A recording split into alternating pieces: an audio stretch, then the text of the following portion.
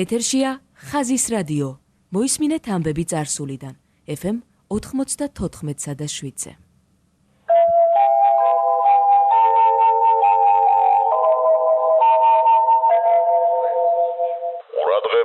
ყურადღება. ლაპარაკობს თბილისი. დღეს 1978 წლის 13 მაისია. გადმოიცემა უკანასკნელი ცნობები.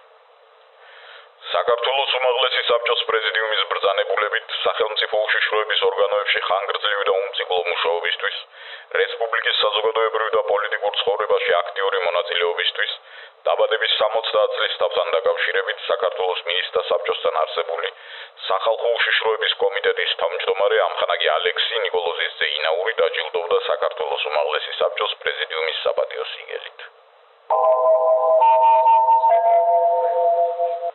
საქართველოს რესპუბლიკური სამხედრო კომისარიატის შემგრებ პუნქტში საზეიმო ვითარებაში გააცილეს ახალი შევსება საბჭოთა კავშირის შეიარაღებული ძალების რიგებში, არმიასა და ფლოტში.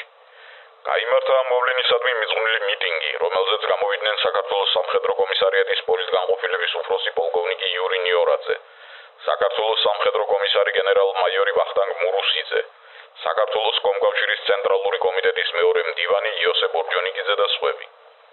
სიტყვა გადაეცათ ასევე გასაწვევებს, რომლებმაც ყველა გასაწვევის სახელით განაცხადეს, რომ ამაყად და ღირსეულად ატარებენ საბჭოთა მეომრის სახელს, თავიანთი მხედრული შრომით ასახელებენ სამშობლოს.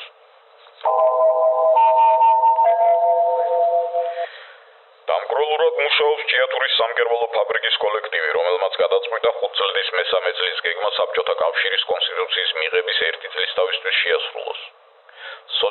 სოციალისტების ავანგარდში დგანან საწარმოს კომუნისტები. ისინი თავიანთი საქმის ოსტატები გამოცდილი მუშაკები არიან. თითოეულმა მათგანმა ვალდებულება იგისრა პროფესია შეასწავლოს 6 ახალგაზრდას. ამერიკული სუპერტანკერის ამოკო კალისის კატასტროფამ, რომელიც საფრანგეთში ბრეტონის ნახევარკუნძულის მახლობლად კლდეს შეეჯახა, რის შედეგადაც ზღვის ზედაპირზე 200,000 ტონა ნავთობი დაიღო, ისტორიაში გაუგონარი ეკონომიკური ზარალი გამოიწვია. ზღვისა და ასობით კილომეტრის სანაპიროს გაჭუჭყიანებამ დიდი ზიანი მიაყენა ბრეტანის პროვინციის ბუნებას და მეურნეობას. 20,000-ზე მეტი ჯარისკაცი და ადგილობრივი მოსახლე ცდილობს სანაპიროს გაწმენდას და ფრინველების გადარჩენას.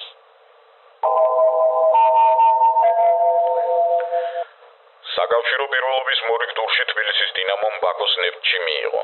ყიფიანის მიერ 26 წუთზე 11 მეტრიანით გატანილი ბურთი ერთადერთი აღმოჩნდა მატჩში. თბილისელებმა ძალიან უხეიროდ ითამაშეს და ვერ გამოავლინეს თავიანთი შესაძლებლობები.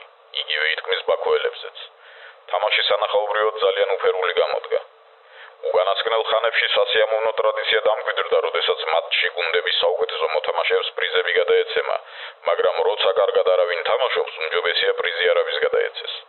არც თბილისელებს, არც ბაქოელებს ამ მატჩში თავი არაფრით გამოუჩენიათ. გადმოიცემოდა 1978 წლის 13 მაისის უკანასკნელი ცნობები.